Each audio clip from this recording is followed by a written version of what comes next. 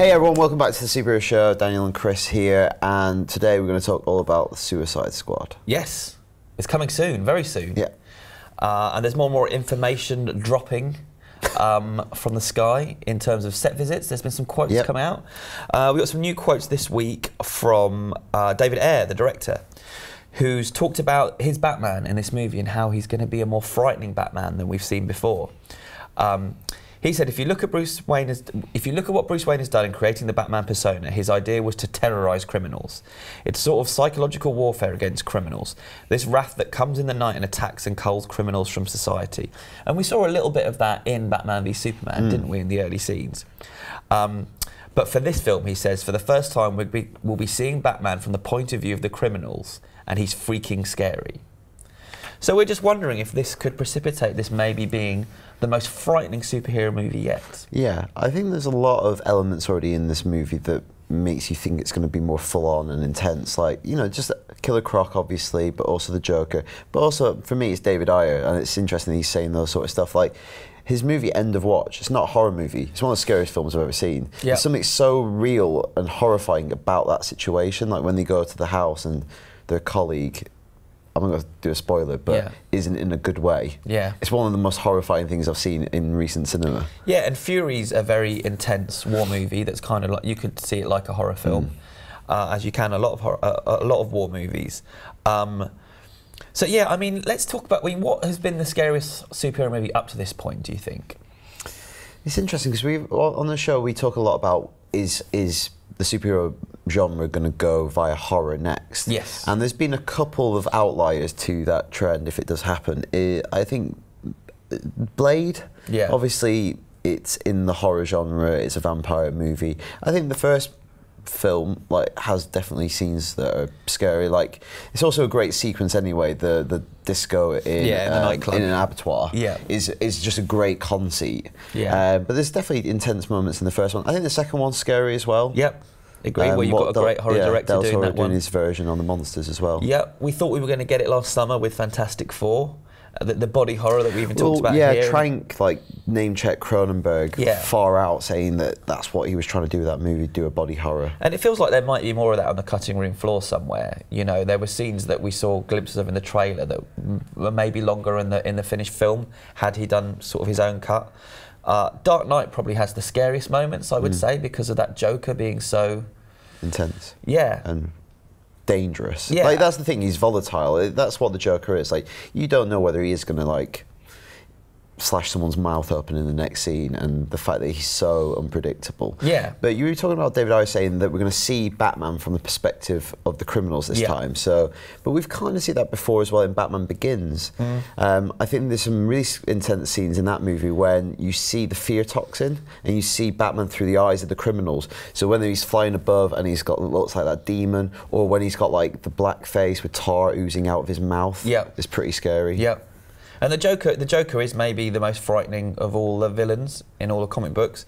And so it's going to be interesting to see what this takes like, because we've obviously seen a lot of set photos. We've seen a glimpse of him in the trailer, but the trailers have been kind of fun because of the music. They've been very upbeat. And I wonder if that's what it's going to be like in the movie, or it's going to be actually much darker. Like the stories these dumb stories we've read about Jared Leto, what he's done on set, but not on camera, like the weird gifts he sent his colleagues. Yeah. I mean, I think that's nonsense, but... Mucky, if true. What have we got? Dead hog, live rats, creepy letters, bullets. Where is he getting all this stuff from? Used condoms, sticky Playboy magazines, and anal beads. Why are they sticky if he's using condoms?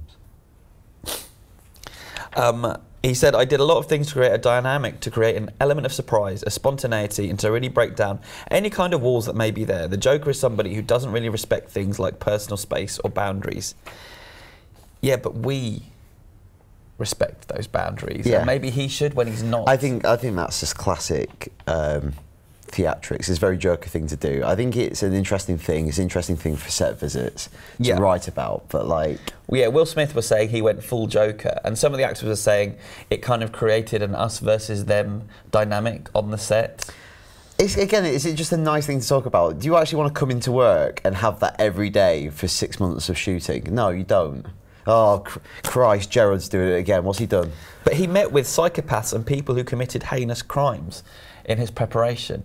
Jared, it's called acting. Just do acting. Just turn up, read the words. But you know what? He could be the best Joker yet. We don't know. Yeah, and talk about back to the comment about whether it's going to be a scary movie. Like, yeah, I think the trailers have hooked. You know, once that the Bohemian Rhapsody trailer worked, that's kind of overtaken some of the marketing. But the original Comic-Con teaser, the bit where the Joker's introduced at the end, he looks like he's full-on torturing someone. Yep. Whether that's possibly Harley Quinn before she's Harley. Sure. And if the relationship between the two of them is explored as it unfolds in the comics, then it's going to be really unsettling. Yeah. And it will be frightening. Yeah.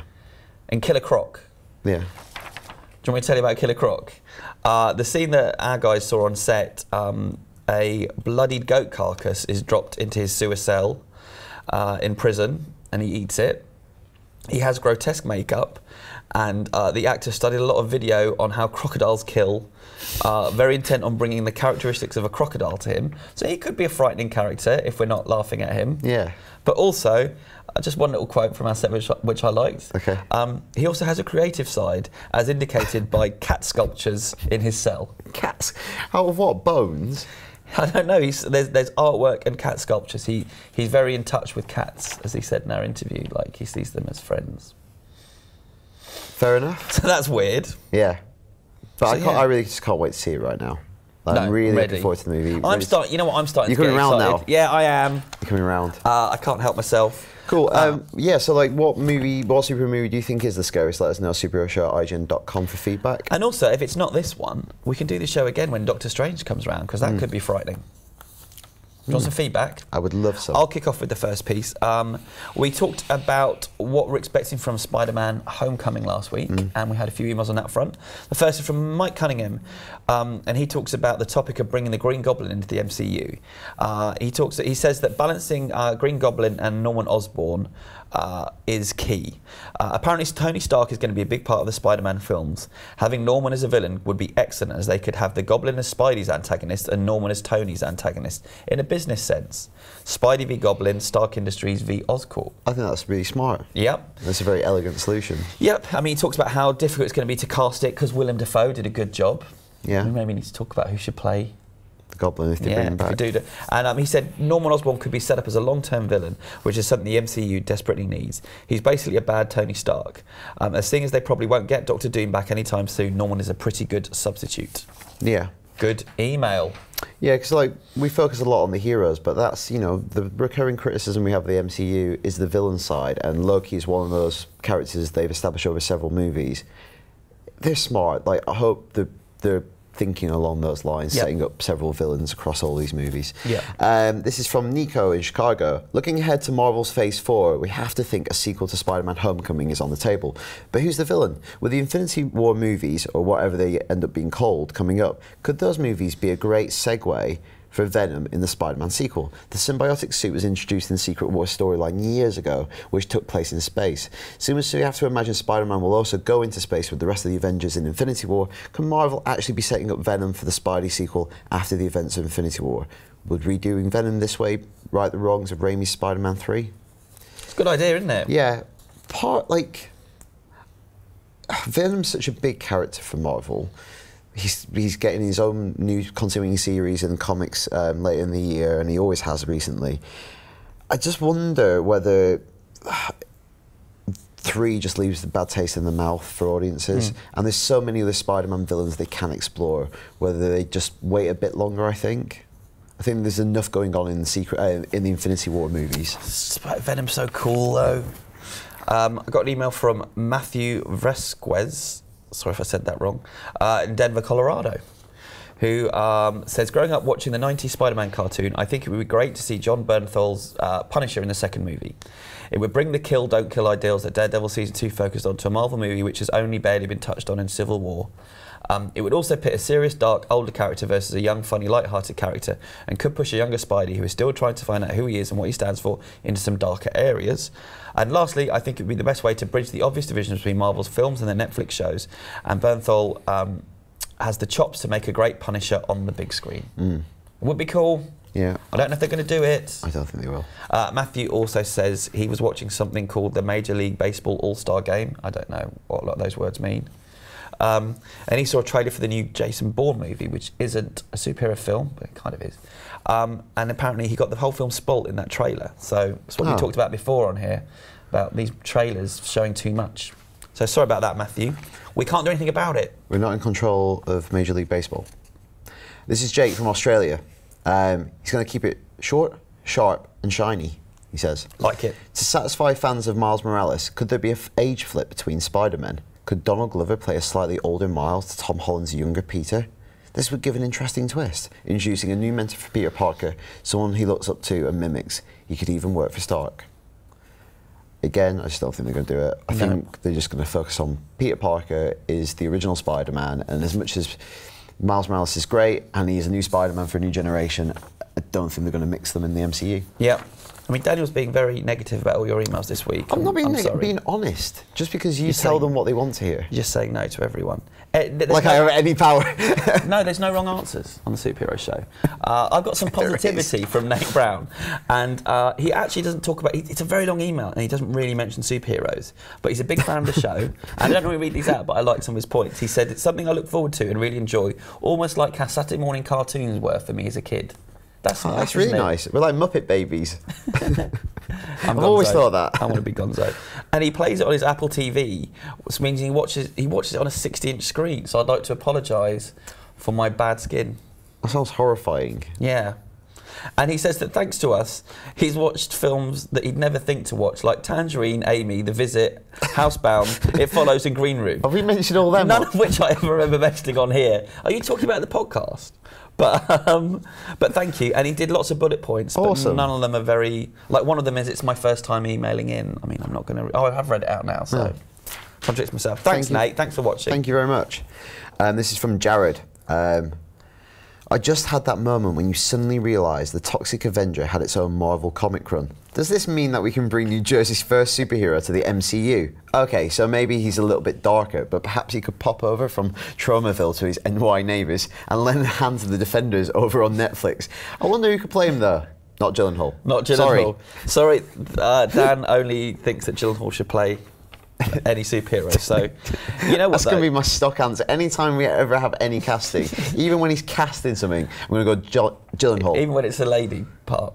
Gyllenhaal. She-Hulk. He's versatile, Gyllenhaal. Next time we interview Feige, though, we should, last question, Toxic Avenger crossover. Could it happen? Get an answer from Feige. Finally, just to bring things full circle, as I've said many times on this show, the most frightening thing I've ever saw in a cinema as a kid was the Superman 3 robot lady. Yeah, scarred you. Really, really, really messed me up. We have an email on that front from Jonathan Bean, who says, the reason Superman 3 is one of the best Superman movies is Brainiac is the supervillain. Here's why I think this is true. And he's got a column for Brainiac and a column for Superman 3. Ooh. Number 1, a super intelligent computer. Check. Artificial intelligence.